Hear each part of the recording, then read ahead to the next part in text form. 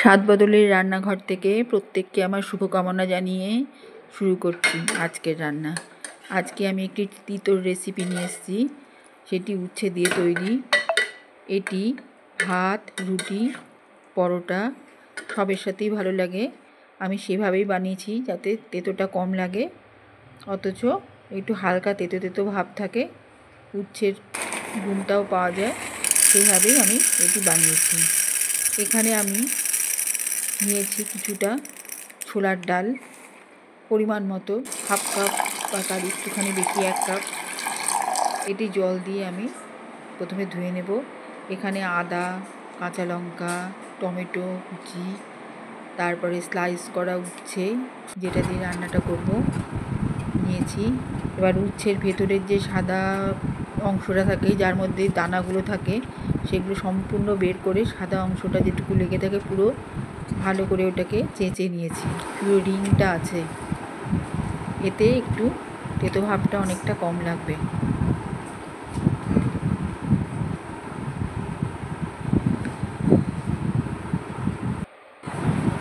এবার এটিকে উচ্ছের রিংগুলোকে হলুদ আর নুন দিয়ে আমি ভিজিয়ে রাখবো। হলুদ নুন জলে ভিজিয়ে রাখবো।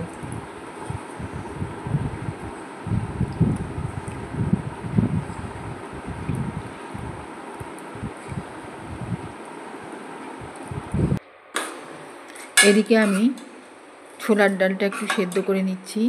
ছোলার ডালটা এমন করে সেদ্ধ করব যেন ফুসফুসেভাবে সেদ্ধটা হয়, হাতে চাপলেই ভেঙে যায়, সেরকম করে সেদ্ধ করব।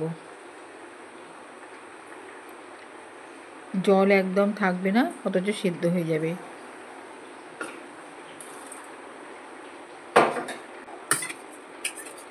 উচ্ছেগুলো আমি যেই নুন জলে ভিজিয়ে রেখেছিলাম সেই জলে একটু ভাপিয়ে নিচ্ছি।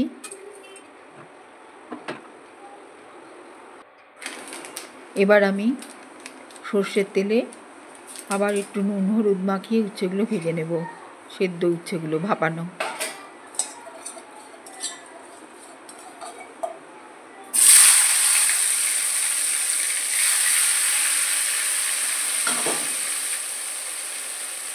এখানে ঘি দিয়ে দিলাম একটু উচ্ছে ভাজার মধ্যে।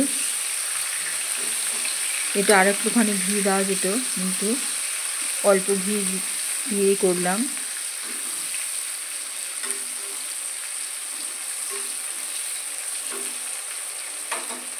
এইভাবে তেল ঘিয়ের সাথে উচ্ছেটা ভাজা হচ্ছে, বেশ নরম নরম করে ভেজে রাখলাম। ভেজে আমি তুলে নিচ্ছি। এটি এমনিও আলু সেদ্ধর সাথে খেতে খুব ভালো লাগে। আলু সেদ্ধ আর এরকম উচ্ছে ভাজা গরম ভাতের সাথে একটা কাঁচা লঙ্কা হলেই খাওয়া হয়ে যায়।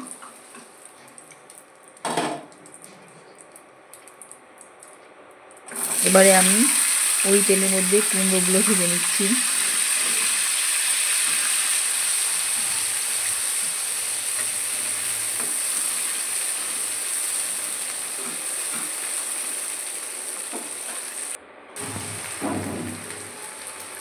এর মধ্যে গোটা জিরে দিয়ে দিচ্ছি। জিরেটার সাথে ভাজা হতে থাকবে।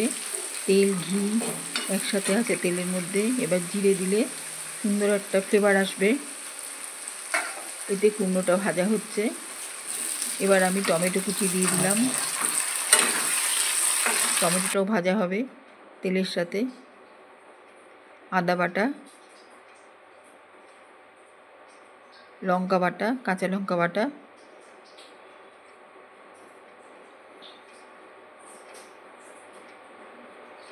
হলুদ,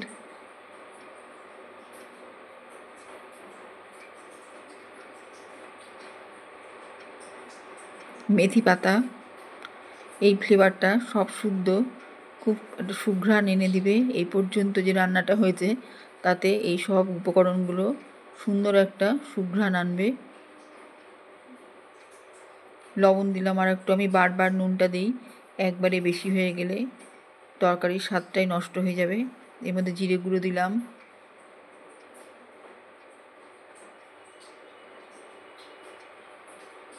লঙ্কা গুঁড়ো,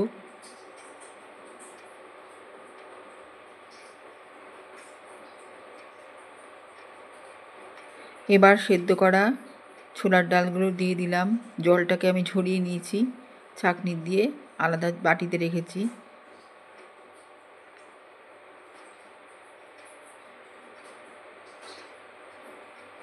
একটু কষিয়ে নিচ্ছি সব দিয়ে, মশলা টমেটো সব দিয়ে ডালটা একটু কষিয়ে নিচ্ছি।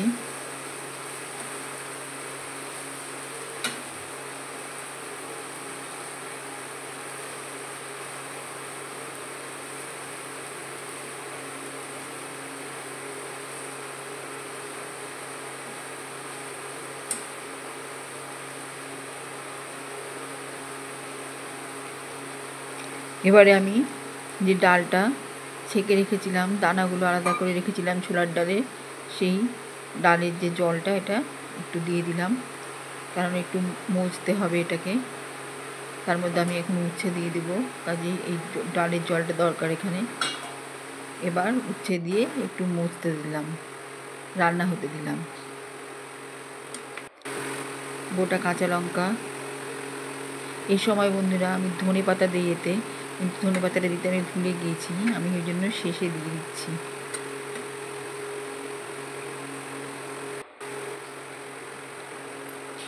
আবার একটু নুন দিলাম, আমি টেস্ট করে দেখেছি নুনটা বেশ কম আছে। নুন আর একটু ঝালের গুঁড়ো দিয়ে দিলাম, একটা ঝাল ঝাল ভাব হবে এতে। মিষ্টি আলাদা দেবো না, কেননা মিষ্টি কুমড়োর একটা মিষ্টি আছে, কাঁচা লঙ্কার ফ্লেভার আছে।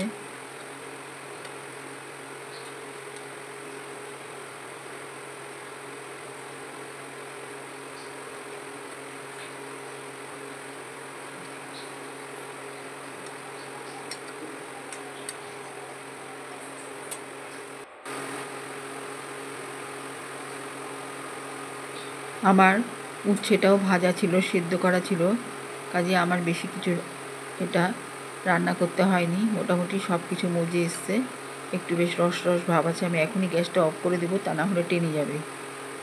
তার আগে আমার আর একটা কাজ আছে, আমি একটু ঘি গরম করে গলানো ঘি এর উপর দিয়ে ছড়িয়ে দেবো।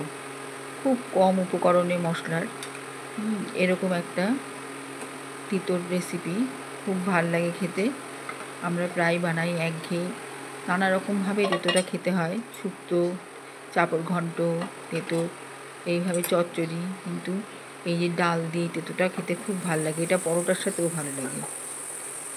এইভাবে আমি একটু ঘি গরম করে এর মধ্যে দিয়ে দেবো, গরম ঘি, গলানো ঘিটা ডালে দিয়ে দেবো।